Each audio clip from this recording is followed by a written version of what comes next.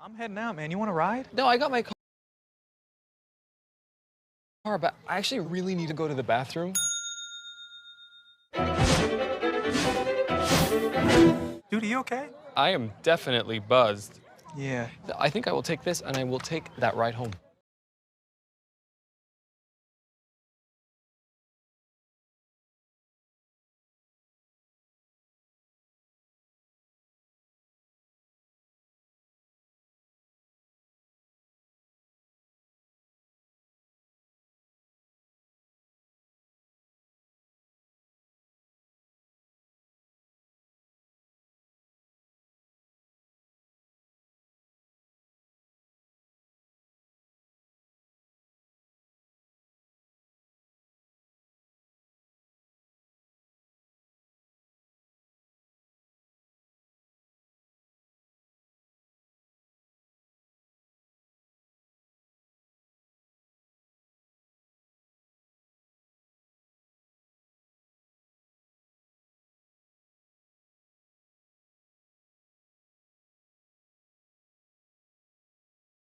Invasive species are one of the biggest issues facing our natural resources and the environment today.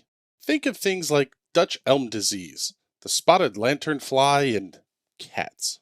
Perhaps the most dangerous of these is the Homo caput stercoris, commonly referred to as the front plater. An invasive species coming from New York, New Jersey, and anywhere else that has a license plate on the front of their car. The biggest threat from this pest is the spread of excrement.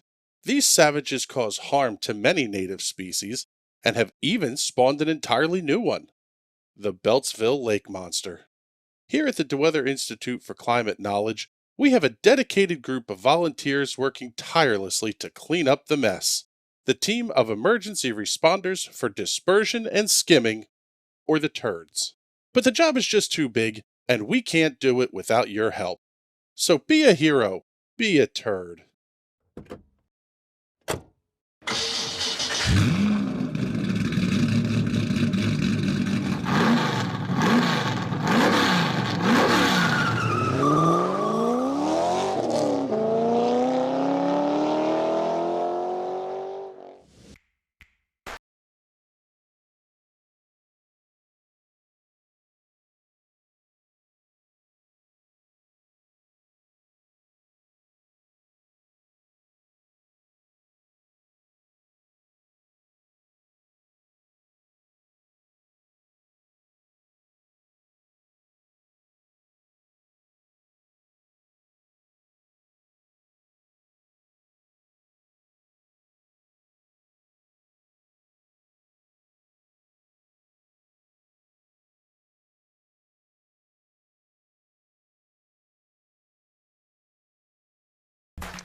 And good evening, everybody, and welcome to the 2021 Highside Hustle Awards here on the National Racing Network. Yes, it is the season finale of the Highside Hustle. My name is Bert Wojcik. Alongside me, as always, is big, sexy Adam Rubright, Chris Graham, executive producer, and boys, the final Highside Hustle for 2021.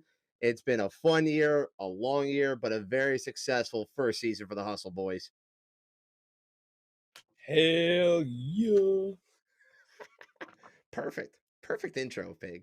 Very, Yeah, very pig intro. You're welcome. I'm a man of Thank you. not so many words unless I'm drunk, and I am not drunk, so It is school night, boys. It is a school night, boys and girls. That's why we're hydrating. So, but yeah, so it is our very first annual Hustle Awards here. We're gonna celebrate the excellence and our normal dumbassery around here that we have, and do some interesting stuff here tonight for our final show of 2021. And we have a couple different categories here. We got to get through the next hour, so it's just us tonight. So kick back.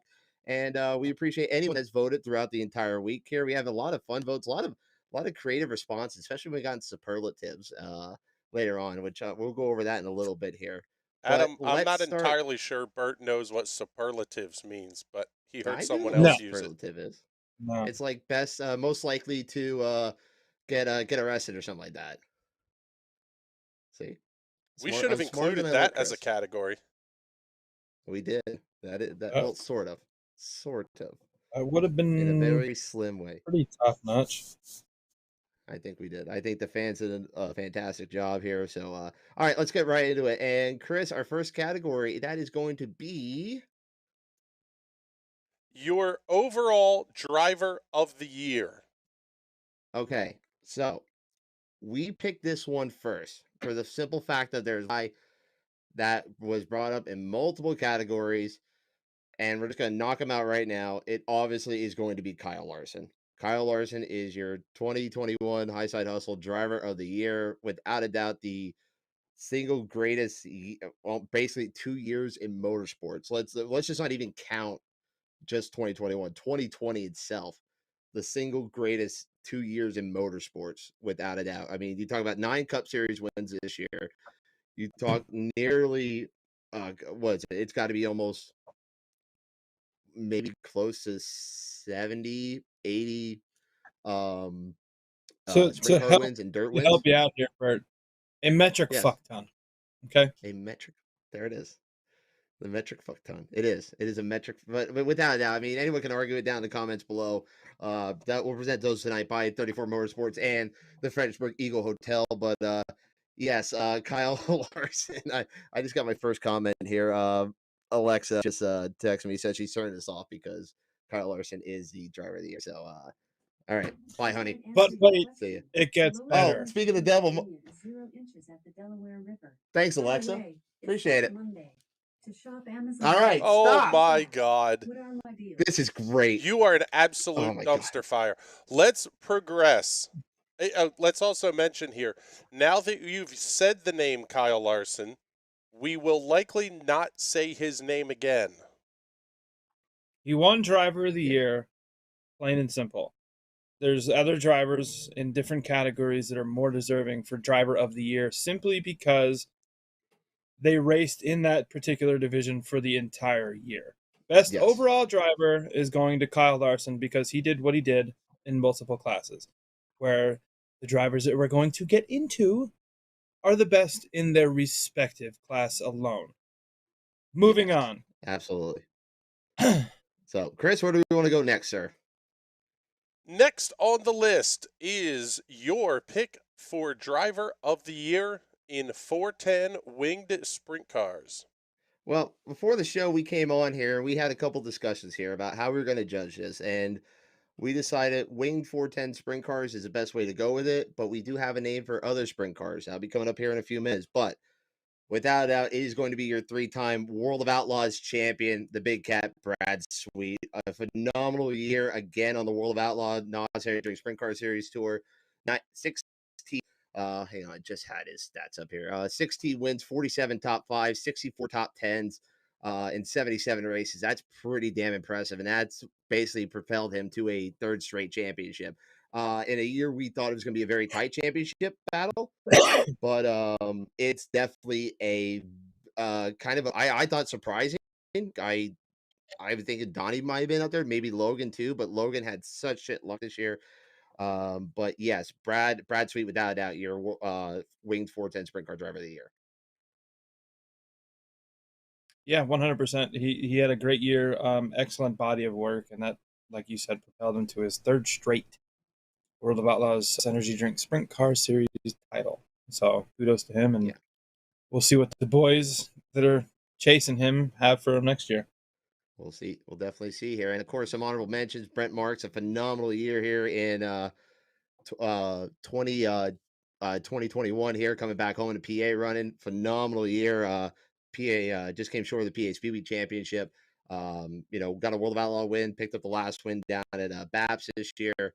A great year for Brent Marks. Tyler Courtney, Sunshine, your All-Star champion. He goes along with Logan Widener, who, 4 straight Port World Track Championships. Definitely an honorable mention. Macri got one. Lance Louise, your Williams Grove Track champion. I think that's definitely a big honorable mention, just because for how old that team is and how experienced they are. Nobody really expected them to run the whole season, and they go out and win the Grove Track Championship. So I think that's a great honorable mention there. Yeah, 100%. And another thing on Brad Sweet, why we're picking him too, he ran every lap of every World of Outlaw race this year. Did not DF. When's the last time you heard that? Yeah, that's definitely pretty impressive. I mean, I can't remember what Who would have technically been the last Iron Man That's a good of the question. season? We're gonna have to. I think we're gonna have to send out the Wikipedia and find that out. Honestly, Who would we're have gonna have to. technically been the last Iron Yeah, Man? we'll have to figure that out. So, all right, next up, Chris, where we got? We are in somebody's feedback loop here, it almost sounds like. But Apparently, I accidentally clicked on it. My bad. nice shooting, Elmer Fudd. way to go, Butt. Next Welcome. is your USAC National Series Driver of the Year. So another close call here, but I believe the best candidate out of all this was the Macho Man Brady Bacon, and we both discussed this for the show. Definitely some honorable mentions there with Tanner Thorson and Cody Swanson, but Brady Bacon, for all the shit he had to come back through and fought and claw his way back, Bacon goes out and wins wins, I believe, his third USAC national title in the sprint car division. A great year for the Macho Man. Yeah, 100%. Nothing to shake his hat at, and just his perseverance throughout the entire year.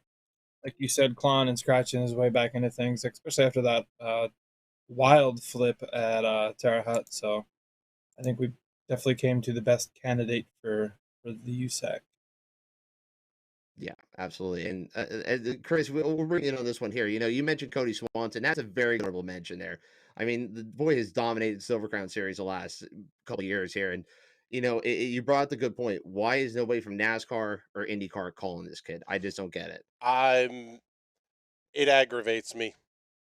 I hope to God that Levi Jones, being in charge of Indy Lights now, one of his first phone calls was to Cody Swanson, because that's the man's just an absolute animal. Cody Swanson should be doing very big things outside of Silver Crown. Yeah. And by the way, agree. this is Bacon's fourth USAC championship clinch this year. So good on Brady Bacon. 10 career wins at Arizona. So yeah, The so man's Bacon, just an absolute. Cody Swanson should be doing. Stop hitting Big. the button. Yeah, stop hitting the button. We can hear your feedback again. Oi. Oh, you're a I mess. thought I I had it love it. muted. Welcome to Dumpster Fire, folks. So, All My right, bad, next. last of the sprint car categories, other sprint cars.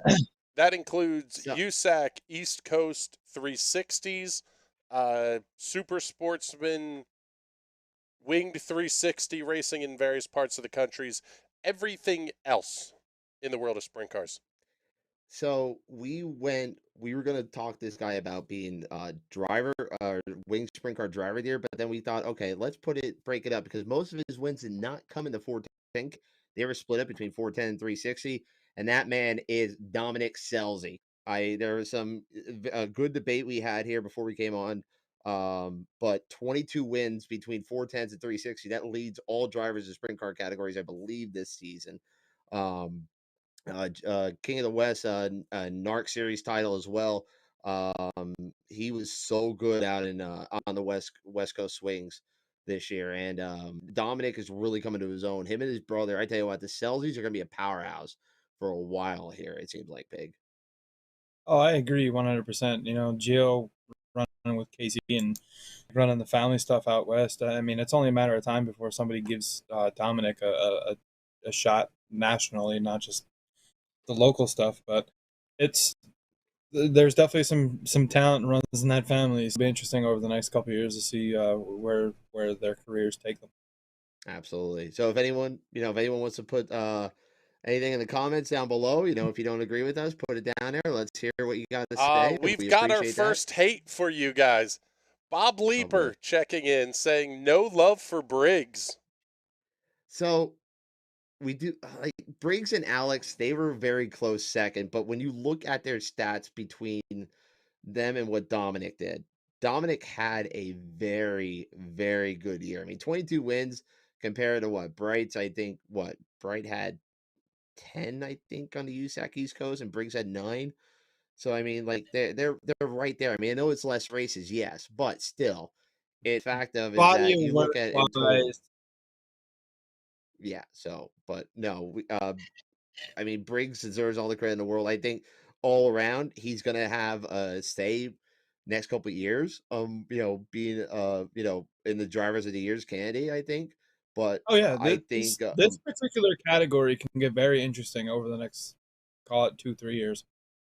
absolutely, and we're talking just sprint cars here. This is just sprint cars in general here. So, I mean, with his win, I mean, I watching him win at Wall on Saturday night. That was pretty badass, honestly. I was watching him come from 8th. I was not expecting him to win on an asphalt track. So, good on Briggs for that. So he definitely gets in the conversation. But Dominic Sale to 22 wins throughout the entire year. That kind of leads with that. So, all right, what's next, Plus, how Chris? many top fives and top tens?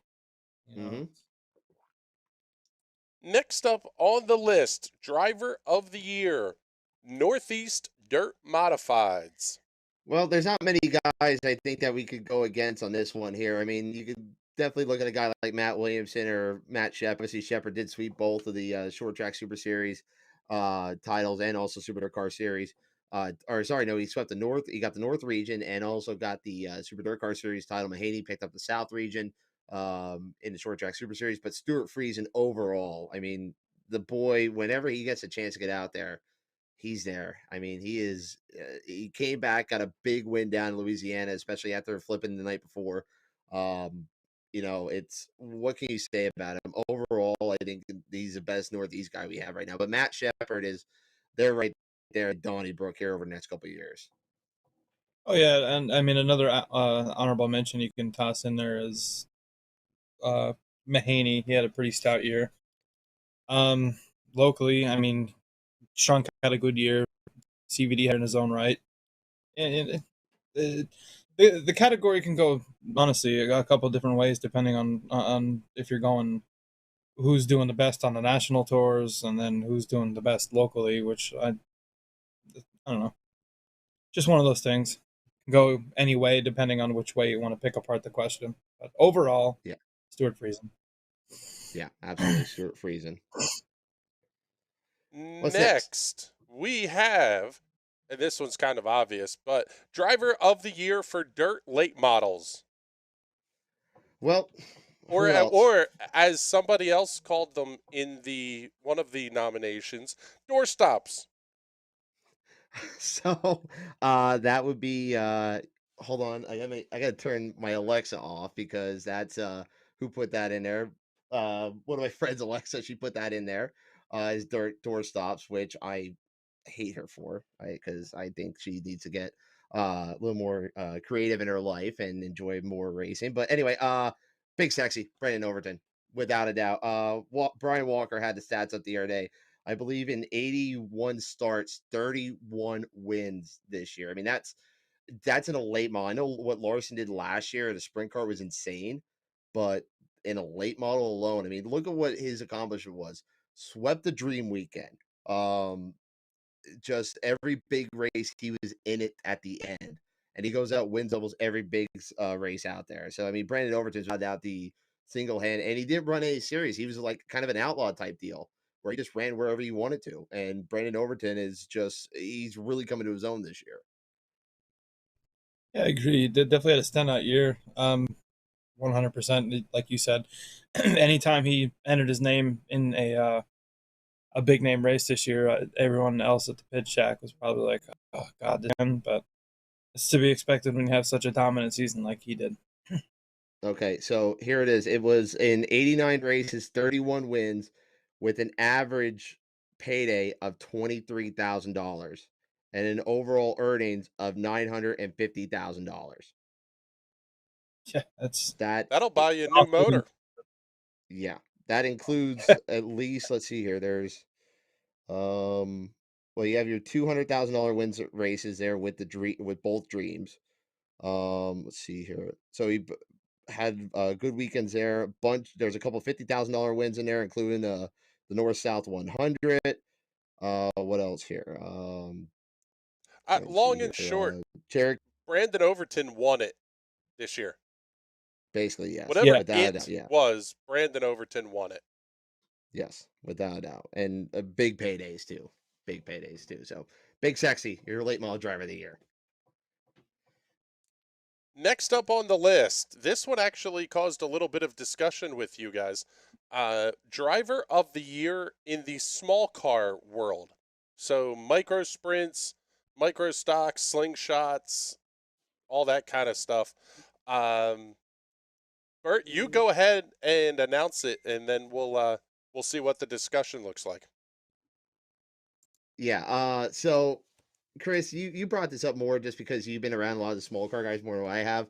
But the year that Steven Snyder Jr. had dominate almost everything this year. A good year for him. Obviously, it seemed like he went just or wild pretty much throughout the entire season. But uh, definitely some honorable mentions. Brian Carver, bring home two drillers. I mean, I know that's kind of technically the end of 2020, start of 2021, but still, I mean, Brian Carver, without a doubt, a big honorable mention there. But the season that Steven Snyder Jr. had, without a doubt, phenomenal. Yeah, Carver had a very good end of 2020, winning the Keith Coons race in the fall, parlaying that into a midget ride plus a check for the Chili Bowl. Don't know how he pulled that off. The other shout out I would have to say is Christian Bruno. That kid put on a show during Hyper Racing Speed Week up here. But Mhm. Steven Snyder Jr. was just an absolute animal.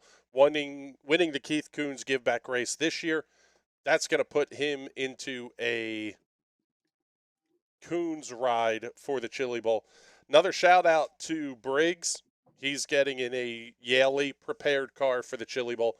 So the Yep. small car world here in Pennsylvania, New Jersey area, putting guys on the map for sure. Yes, without a doubt, without a doubt. But yeah, congratulations, Steven Snyder Jr. Your small car driver of the year. All right, what we got next, buddy? All right, it's time to start giving out the track awards. The next three categories are for the venues themselves, and then we get into some specifics for promoters and some of the behind the scenes folks. First one, best racetrack among local big tracks. I mean, is there any doubt it's going to be Port Royal? I mean, Port Royal has the best track prep crew, honestly, with Steve Steinley. I mean, I know at the start of the year they struggled. They struggled bad, especially when the summer dried out. But then you go and look at that Speed Week race. You go look at the Tuscarora 50. The money races they hit. They hit the big money races big time, and an absolutely phenomenal job again by Port Royal. They've set their game up and made everyone else in Central PA set their game up as well. So with Port Royal's without a doubt the hands down. I mean, it had 12 votes on our poll here.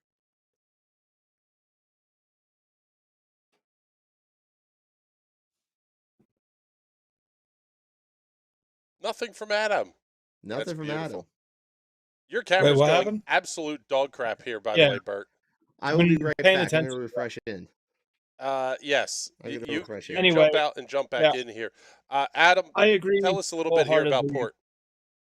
I agree wholeheartedly with the decision for Port Royal being the best big local track. Every time I was out there this year, the racing has been phenomenal. You know, they're fairly quick with getting the show run through. The track prep once they got it figured out and got past some mid-season aches and pains, especially with the weather when it was so hot and humid. You know, once they got it right, and the racing was fantastic. And the amount of events they have throughout the season that, you know, break up the weekly stuff, whether it be bringing in the modifieds or the World of Outlaw late models or the Lucas Oil late models, or, you know, that next year they're going to have two World of Outlaw Spades, which is massive because people have been begging for that for what seems like forever. So And a summer date. It's a summer date. yeah, plus the usual Nittany showdown. So, Mhm. you know, I really like what the staff out there are doing. So Scott Deal checking And in the saying Bridgeport for runner-up. Yeah, I agree. I think yes, what Doug yeah, Rose is doing down there is phenomenal. Obviously, everyone loves a big track, but this new track, I tell you what, man, the racing there, it's second to none. It is. I mean, they're gonna get their clay surface figured out. Obviously, I know there's a lot of comments about tires and shit like that, but Bridgeport itself as a facility is on the up, and Jersey needs it bad. Jersey needs it real bad. And I think Bridgeport is going to be the place to go to in the next couple of years here. But God damn it, get your park. Okay, so the parking situation in Bridgeport, that might knock some people off, but where are you gonna go? There's one way in, one way out. If you go to the left, that's the only way out. The right, you're in the Delaware River. So what the hell what the hell you want them to do? It's 6 of one, half dozen the other. So People will find a just way suck to it up, complain folks. about anything, even when it's good. You ain't wrong. You I ain't was wrong. just going to say, if the worst complaint you get is I can't get out of there because the crowd's so huge, I sold. Yeah, You're very winning. true. Next on the list, best local small track. Obviously, we're gonna keep it local here, and it's Kutztown. I mean, the race in itself and just the ingenuity that went into it. Let's be honest, we all were worried about what was going to happen at Action Track this year. Redoing the entire track, the banking, the 410 show, the 360 show that was announced there. It lived up to every expectation, and it was even bigger. And it was a successful show both times. And I think that itself just gives a local flavor itself. But on Wednesday night, best racing in the area, man. I mean, even the weekly throughout the small cars, Linda's been getting better. I thought their national open this year was fantastic. Lanco, the midget show and the 600 show that was down there for this year was fantastic. But week in and week out, anything and everything can happen at Kutztown, especially in that 600 division. Speedsters, I think they have a better track now to work with. I still think that Kutztown's a little bit small for them. But 600 wise, oh man, Kutztown is second to none, man. Yeah, I agree 100% there. The racing there has always been badass, and I think, this year was a learning year, obviously, with them redoing the track and making it a little bit longer, so to speak. But I enjoyed it every time I was down there. I think I was 2 or 3 times, but the racing was always great, so can't complain with it. Absolutely. Final of the venue awards, best racetrack national venues, meaning tracks from Pennsylvania, New Jersey, and Delaware were not under consideration for this. Yeah. Well, they were, but we're looking at like a national facility wise that Okay, gets on like the bigger, like national has a bigger profile. race, has a bigger race. But we went with Ohio. We went with Eldora. Double Dreams, double Worlds, double Kings Royals. Yeah, double everything.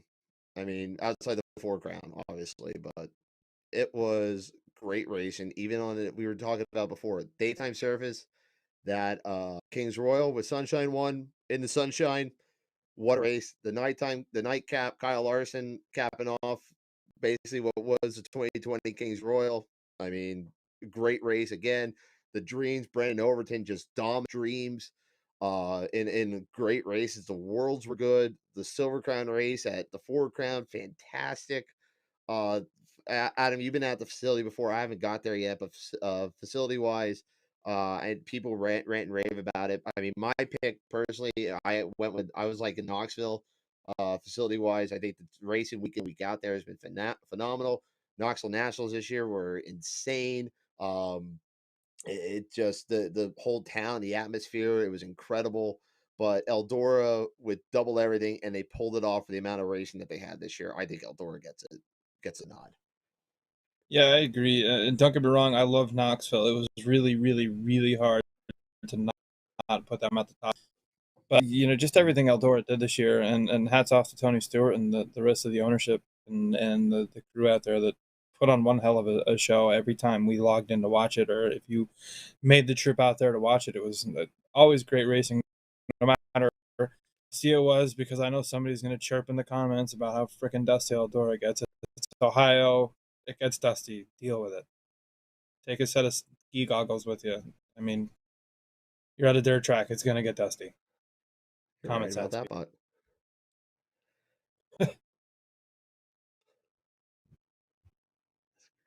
that is so I don't know. great. All right. I just that whole facility as a whole is wonderful. Yes. I I like the agree call out there. 100%. Suck it up. You're going to a dirt track. All right, Exactly. next on the list. This one had some discussion as well. This is for best promoter. So this was a tough one, but I feel like that it's getting closer, but it's still going to be Steve O'Neill of Port Royal. It is a it's hard to win every year. They are building up each race. They're building up each event. I mean, the Tuscarora 50 is now a spectacle. They now have the Lucas Oil race up there now. That is becoming a spectacle. The Speed Showcase is up in there too. They have all three top divisions up there in the Northeast, and they are still fighting. Or they're not fighting. Like they're showing that they can race anything, anytime up there. And without a doubt, it is Steve O'Neill and the drivers themselves. They rant and rave about what Steve does for them, and I mean, obviously, there's it's with there's no choice in the area that it's got to be Steve O'Neill. But I tell you what, we had a good discussion there. Doug Rose is closing in quick. Honestly, I think that Doug has done a lot for the drivers this past year. Like I remember down at the Posse Invasion, like he was giving them passes to come down for the World of Outlaws. For pit passes, and like that's how you get drivers to come and try their track out and come back, stuff like that. The payouts were getting better down at Bridgeport. It's a business without a doubt. Both Steve and Doug know what they're doing, but I think Steve just has a little bit of an edge on top of that. Yeah, I agree with you there. And everything they've been doing at Port Royal the last couple of years is just making that place truly one of the best tracks in the country. Just everything they do seems to turn out the way it should be. They're getting all the three divisions in there on a regular basis, and it'll be nice to see how it shakes out next year between Steve and Doug, because like you said, Doug is coming on quick. He has his hands full with running two separate racetracks, but he's doing a damn good job at it. Steve does too now. He's promoting Oh yeah, Bloomsburg, that's so true with Bloomsburg. yep, I forgot about also can't Bloomsburg. wait to see how Bloomsburg turns out when the weather doesn't suck every Yes. single time they're gonna race. I agree. They got a World of Outlaw late model date there next year. I'm looking forward to that. Super Dirt Car's gonna be back. It's gonna be good. Yeah, can't wait. Next, we get into some of the folks behind the scenes. We don't get to hear enough about the people that do the hard work that make these races happen. And the next one is going to be the award for Best Pit Shack Staff. So this is tough. Like, everyone I think has their own unique style of pit shack. And obviously I enjoy, the ones that, work it everywhere. I mean, you guys, you gotta be kind to them because they are, just there to just take your money, sign in, don't need to, be rude to them. So that's a thing here. But Pit Shack staff, I'm just thinking about this too. We picked the URC staff, and I picked that just to be, kind of biased, just because I'm working for URC. But if we're talking Pit Shack, like, I guess we're talking more like the inside, like the girls at the or the people at the Girls at redraw the booth and all draw that. So window, and yes, yeah. but URC Casey did great this year, and there's also a little bit sent off for Casey. She'll be Casey Roach will be leaving URC, go take care of her and Ryan Stillwagon's first child next year. So gonna have to be focused on that. So congratulations, Casey, on the first kid.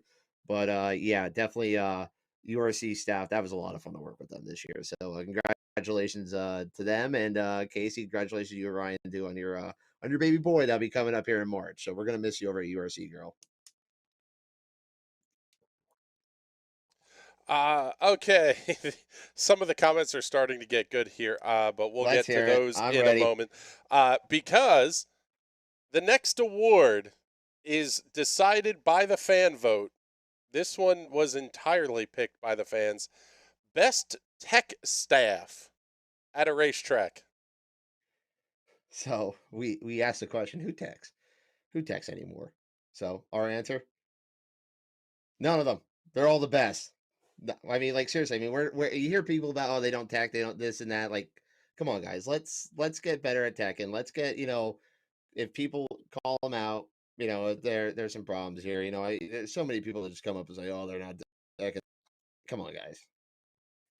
But that was a good. So we went with the good one on that one. So we went with the none of them. Not trying to start any shit with anyone, but just having a little bit of fun here with you guys. Yes. Now we get into some. We're going to announce them by name here, similar to the Best Promoter Award.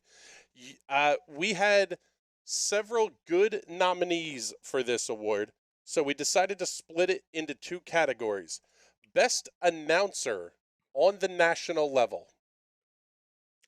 And National without a level, doubt, check.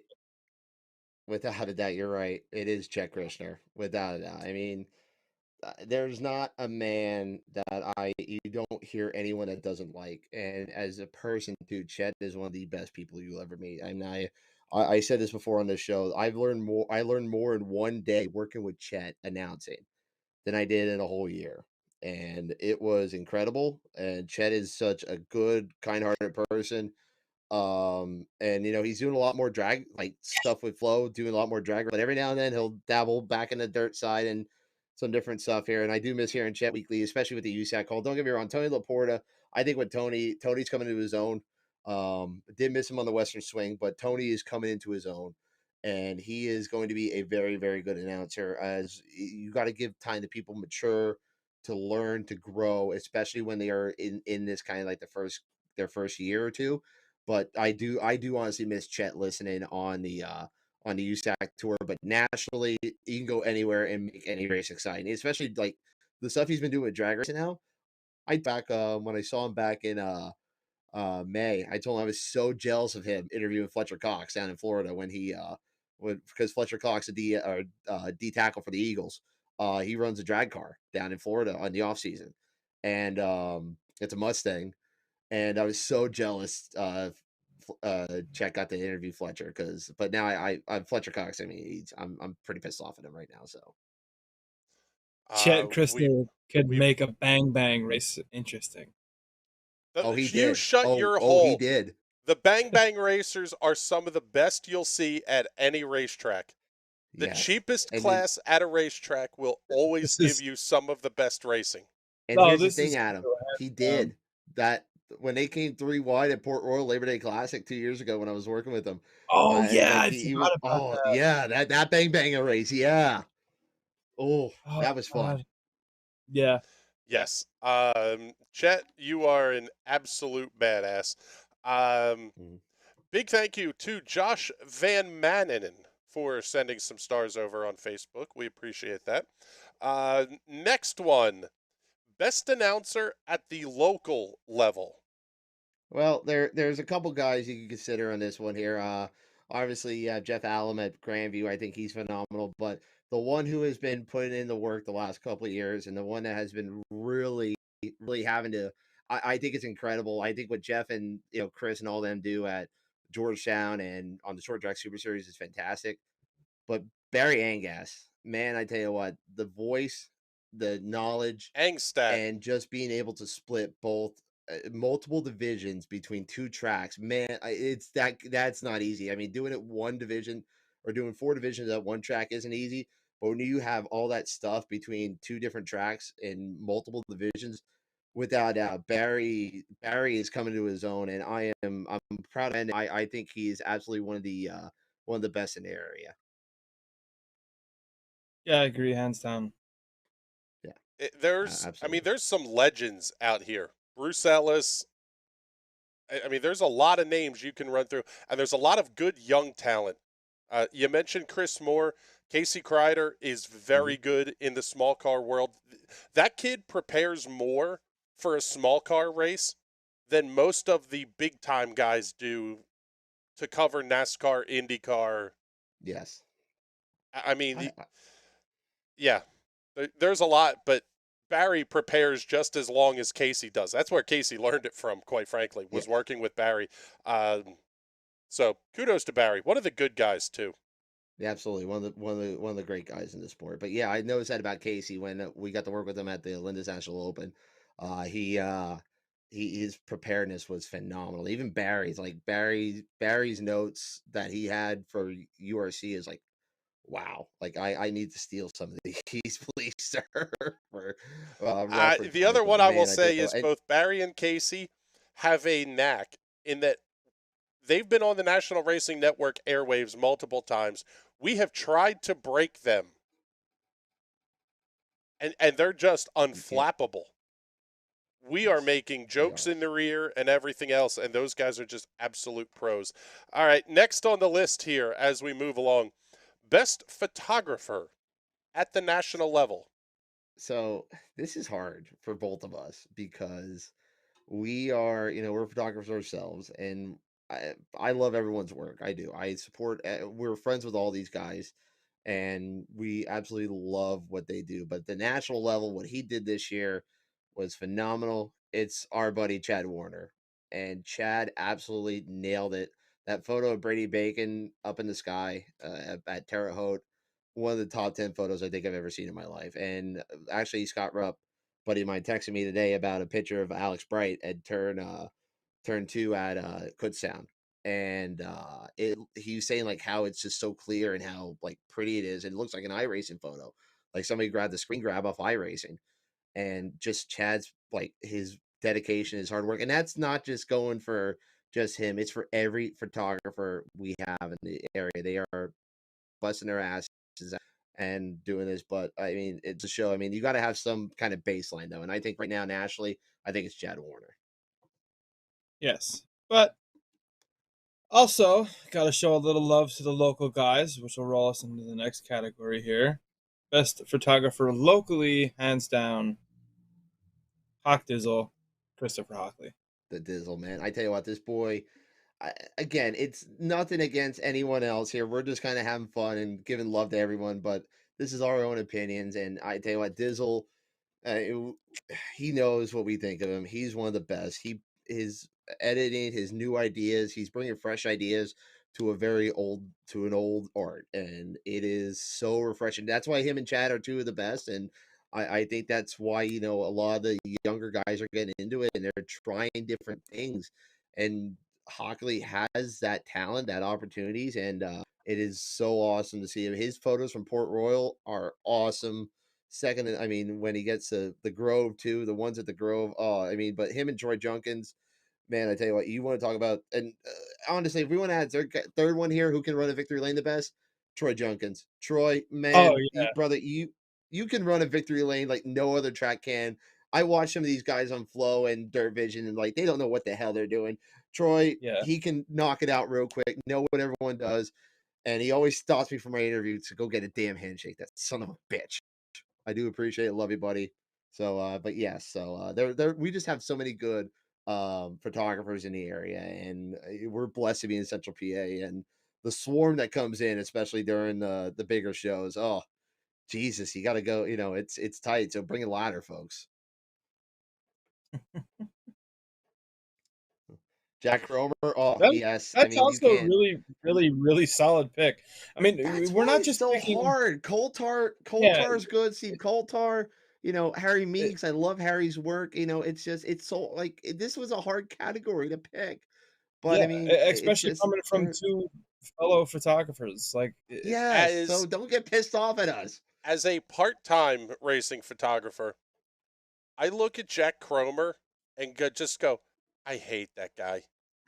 He's so he just like saunters when he's walking around. Like he knows his stuff, but he's not arrogant. He's not a jerk about No, anything.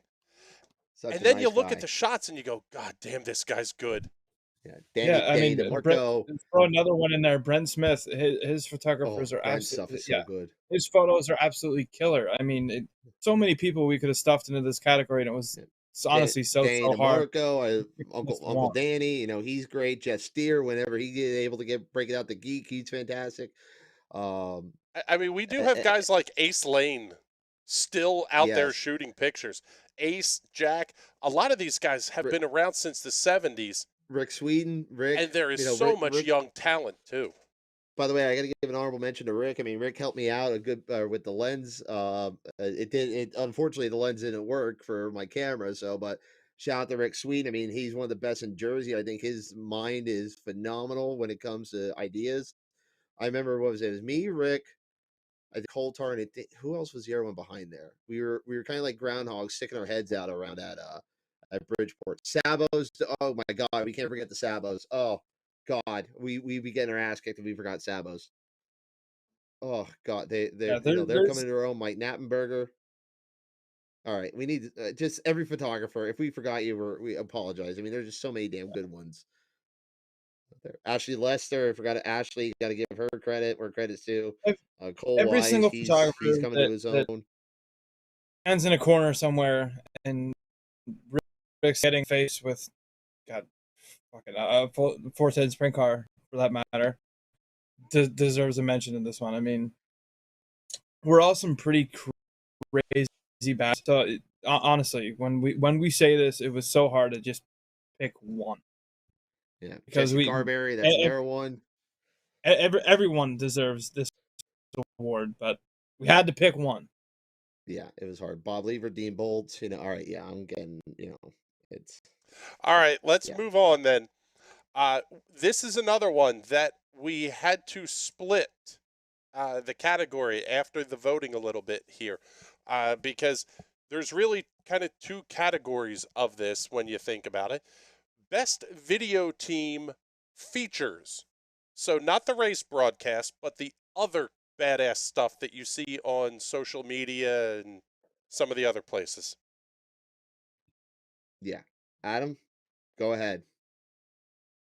In my opinion, I love Dylan's lab. The videos he produces are absolutely incredible. But in the same aspect, you could also give that to Apex Media. So if in my opinion, if you like short clips like 45 to a minute long, if we're going like full length, half hour, sit down, grab popcorn and watch a video about how a race weekend went, got to be Swindell Speed Lab. And especially Yeah. Dylan, man, that kid does some killer work for them and does one hell of a job on promoting. Yeah, I agree that. And also in our honorable mention, Turn 200 Productions, Ryan Kent. He's done some badass stuff for TSR this year. I think that there's some good stuff there. But yeah, I think locally, I think Apex and Cole and everyone there, they're really coming to their own. So locally, they're gonna be good. But yeah, the Swindell Speed Lab stuff is badass. It really is. The next category that comes up then, if now that we've talked about kind of the features and marketing side of things, who does the best broadcast in the, we'll say, streaming world? We did not consider NASCAR on NBC, NASCAR on Fox, NBC's INDYCAR coverage, some of those sorts of things. This was more single division type stuff. So the people who commented Flow Racing or Dirt Vision, you had to narrow it down a little bit. So the question becomes, who put on the best race broadcasts this season? We went with the World of Outlaws Sprint Car Series on Dirt Vision. I think that I think Dirt Vision in a whole, they were phenomenal this year. They've really set their game up on all three divisions, even their local tracks. But when you get nationally here, I personally went with Dirt Vision as a whole, but Sprint Car Series, it's just with Chase Rodman and Johnny, they have a very, very good connection up there. But you look at the more Billy Late Model Series with they had Ruben and Rick Eshelman. They were a phenomenal crew, and then they ran a Hall of Newhouse, Famer, and Hannah was fantastic. Rick Eshelman. Get it right. Yeah, I said Rick Eshelman. I said Hall of Famer Rick Eshelman, Oh, Hall not of just Famer. Rick That's Eshelman. right. I forgot. Yes, so we have Well, to you announce him were now. not Scarlett for that whole debacle. Every time Okay. Johnny Gibson would be handing it over to Eshelman, he would make sure he said The Hall of Famer Rick Eshelman. I can see Shane Andrews getting in on that too, but yeah, Shane with Super Dirt Car, and then they had Mike Warren come in to do some pit reporting. But Dirt Vision as a whole is great, but I just think the chemistry that Johnny and Chase have, I think Chase has become one of the best pit reporters I think in the country. But their chemistry is just so damn good in the production with just across the whole board. It's a really really good ran show. Yeah, It they is. did a lot of stuff from the production side that's not easy to integrate very Mhm. rapidly. Things like when you're doing driver intros and you have the video of your outlaws queued up and ready to go, and that's not an easy thing to pull No. off in real time. Look It's at the guys they brought back too. They brought back guys like Dave Reef and Matt Yoakum that were staples at TNN back in the day. So I mean, especially at Bristol, like it kind of had that old school vibe to it. And I just saw this on Twitter today. Ross Weiss is going back to Dirt Vision. Yes, Ross is back, baby. 1 year in NASCAR, enough. I'm going back dirt race. Good on Ross, though. Good on Ross. It's gonna be we're gonna have to have Ross on the show because he's fun. Maybe they might bring back Open Red then with Ross on it. That would be badass. Oh yeah. well, that would be the 14th Open Red podcast then, if they bring that back. Considering they have one on Flow, there's the original-ish one. There's a bunch. Seeing Bailey Houts commenting loose video, by the way. Oh, okay. Good shout out for All right, Bill Bailey. Loose. Yep. That man's making a very nice name for himself here, doing Yeah. some pretty Oh, cool stuff. 100%. Yes, He does some absolutely. That pretty was one of pretty my badass buddies, too. shit with the GoPro. So And we're seeing Can't so wait to much see of it. that. Like he has it kind of cornerstoned right now. I mean, he was the first one to do it, so he cornerstoned it. It's phenomenal, and the views he get, like that son of a bitch is in the right place at the right time. So yes, Bailey, you're correct. Will Bill Luce, yeah, buddy, oh, man, honorable mention. Okay, it's now time to move to the fun part of the program. It is time for the class of 2021 superlatives. Yes, and where are we starting at, sir? The Here class we vote go. for life of the party. Without a doubt, double down, Jason Sides. You tell me whenever what sealed it was when during the Eldora rain delay during the Kings or Sides Bar and Grill was open, baby. Knoxville, Sides Bar and Grill open. Sides Bar and Grill wins it without a doubt. 100%. Yes, it's always gonna be Sides Bar and Grill. Yeah, they're kind of hard to deny that one. Next one is most likely to win the lottery and lose the ticket. Our hard So luck this is award for the season. yes, and we both agree it should go to our Shark Racing friends, Logan Schuhart. Oh, how many? I mean, the second runner up probably would be Sheldon Hodgshield, but how many times did Logan get passed, or how many times did he break at the end of the year? I mean, Logan. Oh God, that's just the year they had, man. That is, yeah. That's the way their luck would go, and God, I hope they turn it Yeah. around for next year. That's definitely what we're hoping for. You know, the shit luck that he had all season and just dumb stuff going wrong. You know. And So, another one for that could be Ryan Watt. I think Watt had a deer this Yeah. year. yeah, that's another good solid candidate. Yeah. Well, the next category, people assume this is for the Peace Prize. However, the most likely to win a Nobel Prize, which usually goes to the smartest guy in the room, so it's neither one of you two idiots. Who is most likely to win a Nobel Prize? Oh, we just brought him Ryan up. The Watt. electric company. Ryan Watt. He is God, his knowledge, it's just on everything. It's fantastic. Like smart, especially behind the race car, but just everything in general. Like, I mean, he's passing it right on to Logan too. Logan and Ryan that's gonna be a deadly team the next couple of years. Mm-hmm. Mhm. Couldn't agree more with that one. Yeah, good family. Oh, great. Family. Leslie is very Yes. sweet. That kid's going to be a badass. Well, Yes. already is to a certain extent, but could very well be a very, very big badass. Next one And just is wait till he gets in the sprint car. Ooh. You should be glad I was talking over top of that. Ain't gonna Pumpkin. happen. Hi, Pumpkin. Ain't gonna happen. Bert Wojcik voting for Logan Watt in a sprint car. Ain't gonna happen. You will never see that day. Yeah. All right. Yeah. Next one should be fairly obvious, but I think most outspoken should go to Danny Dietrich. Without a doubt. I mean, the boy can back it up though. Whenever but his most of the time, whatever he says, it's truth. Like he's just speaking his mind. It's great, and I think that in a world where everyone's trying to get censored and try to be so politically correct and, has an opinion. The problem is Dietrich's opinion normally is right on a lot of things, but he can back it up. Now, this year was not a great year for Danny. Obviously, it seemed like they took a while for them to really start gelling, but outspoken, it's always a good time when Dietrich gets on Twitter. Always a good time. I don't know 100%. many drivers that we've seen have action taken against them mid-race for Twitter. Mid-race night for Twitter posts. Dietrich got one of Yeah. those this year. Did he? Yes, from the All-Stars. Oh, that's right. Forgot about that.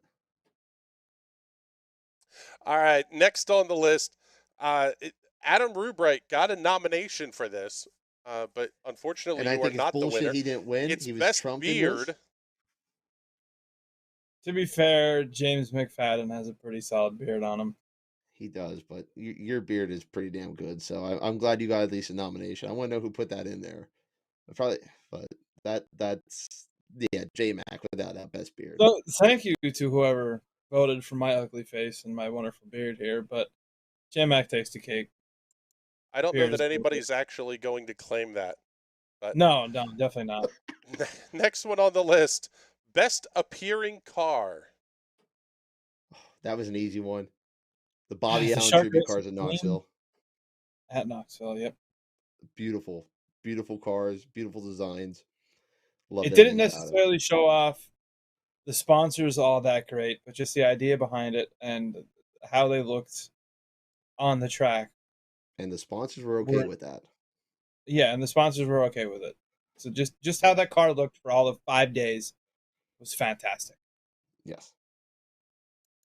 Yeah, there were not many that kind of maybe It was Jack really Hodenshield at Bristol Yeah. and late in the season and all, bringing that throwback out. But the or Pennzoil Sheldon's car. tribute to his dad's car too at Knoxville. That thing was badass. We could really break this category down into a couple different ways. Best throwback car, best appearing car that ran the entire season, best appearing special paint scheme. There's so many ways to break this down, but just overall, Shark Racing Knoxville. Yes. Yeah, I would agree with that. Josh Van Manen says Casey Kane's 83 Beef Packers. No contest. Also, if you disagree, you're wrong. We're wrong because the child. that's right there too. But child in me, like childhood memories, speaking out, says the Beef Packers 83 car from Knoxville. Again, depends on what category do we want to throw it in. Do we want to do best overall for the entire season, and so on and so forth? That's maybe something where we split this into like a 2-night or something show where we just start talking about old stuff. Even next year. Even real quick, best appearing car for the entire season, in my opinion, because I like the color combo on it, Danny Dietrich. Car was gorgeous. Best throwback, Beef Packers car.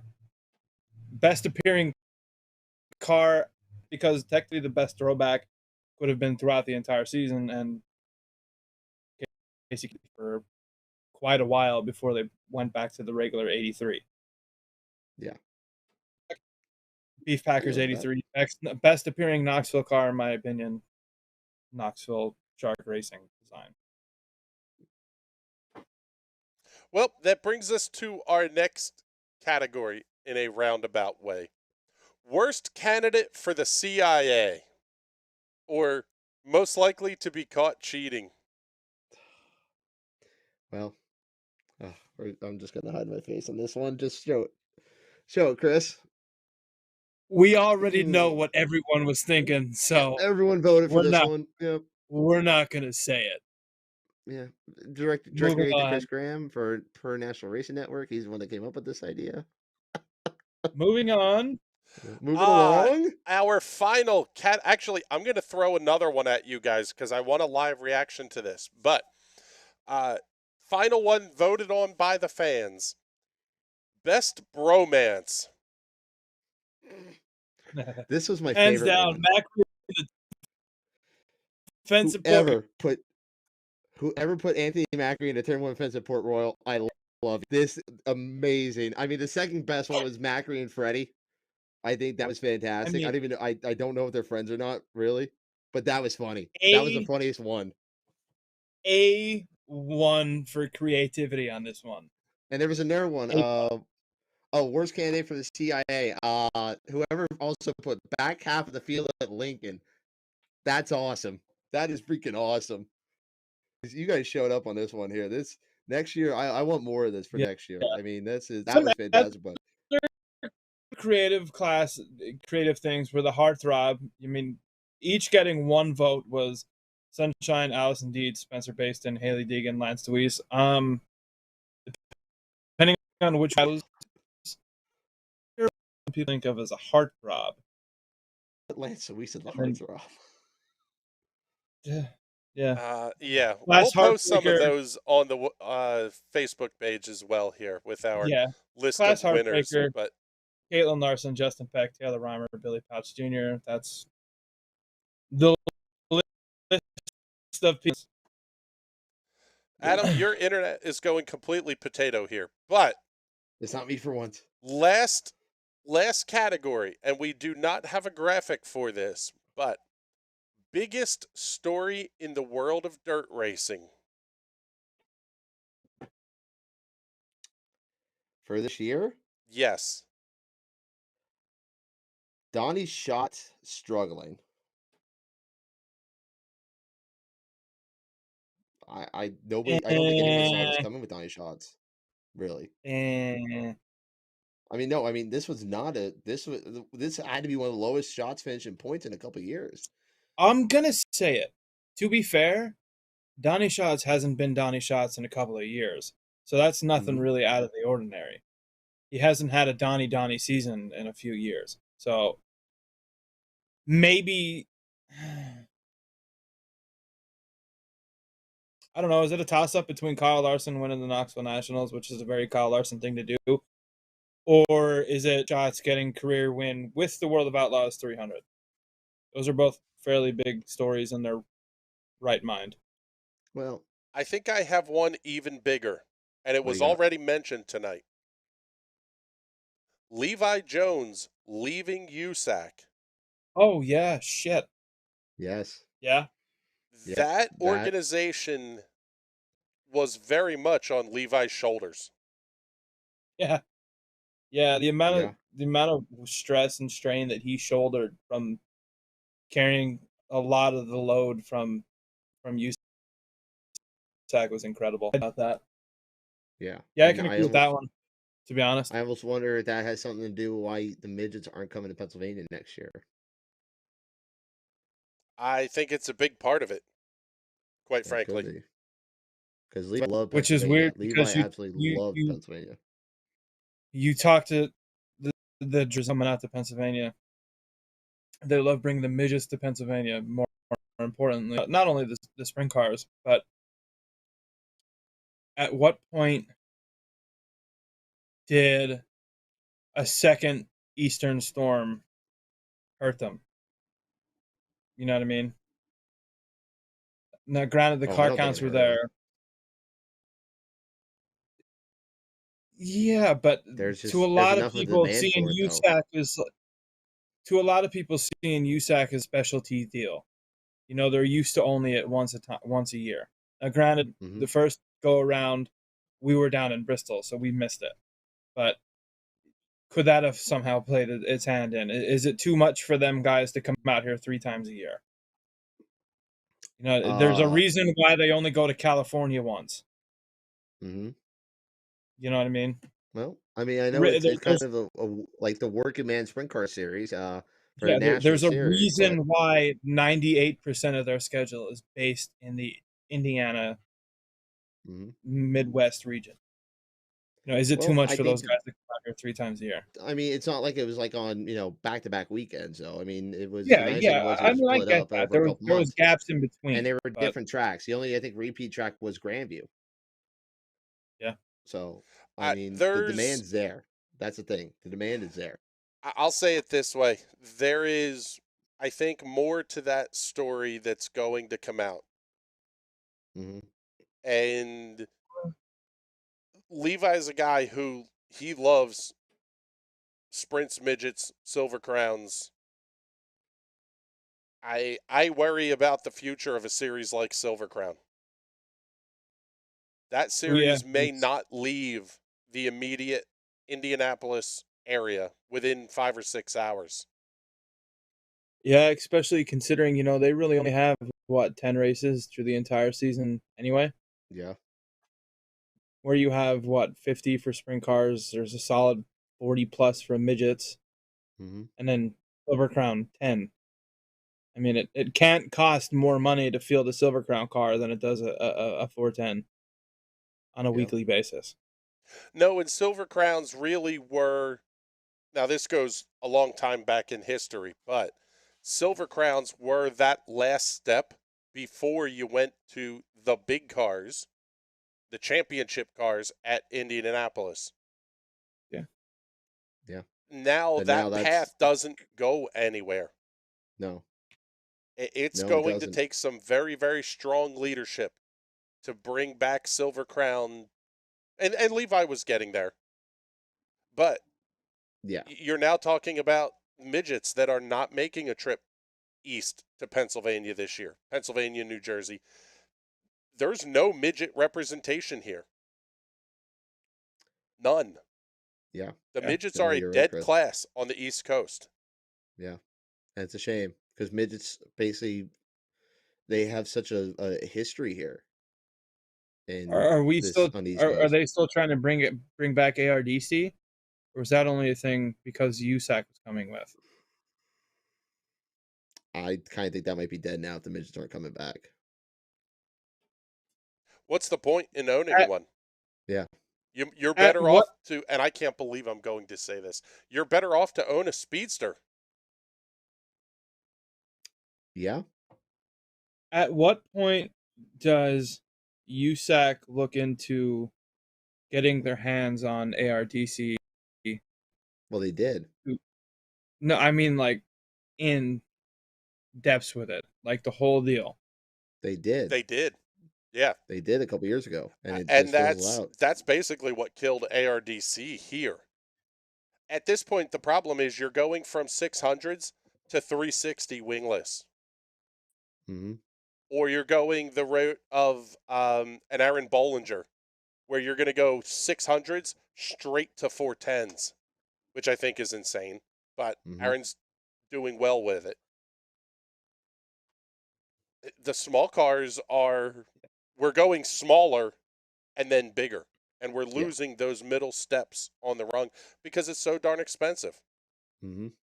Oh, yeah. I mean, my God, nobody out here can compete with Keith Coons or Clausen Marshall.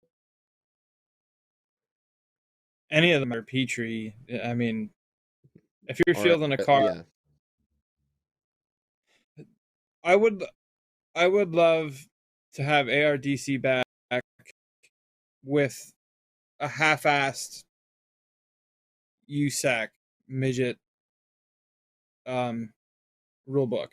Because the rule books were both similar, but also, I'm sure, very, very different. Especially they did have that, and that was the final nail in the coffin for ARDC, unfortunately. I know. God, I keep forgetting that. By the way, Jack Warner is checking in the comments here. Oh? What I do? Most miles driven by a dumbass with a camera in 2021. Yeah, without a doubt. And that little ass camper you have too. Good Lord. Your words. Your words, bud. But we're all dumbasses here in this sport, aren't we, buddy? But no, you did a phenomenal job, bud. You did a phenomenal job this year, man. Well, I'll tell you what, boys. We gave out some hardware tonight. We'll post the list of winners up on the Facebook page and our website at some point here. But before we go, I have to say a huge thank you to you guys. We were working with another show in the past that sort of imploded. It's sort of come back, I guess. We had a hole that needed to be filled, and Bert became available. He suggested Adam. That was his first kind of thought out of his mouth was, if I'm doing it, I'm getting this guy to come with me. Thank you. You two have been pretty damn badass. We've had a lot of fun talking, a lot of local dirt racing this year, getting your feet wet. I think next year it's time to go a little bigger. What do you Yeah.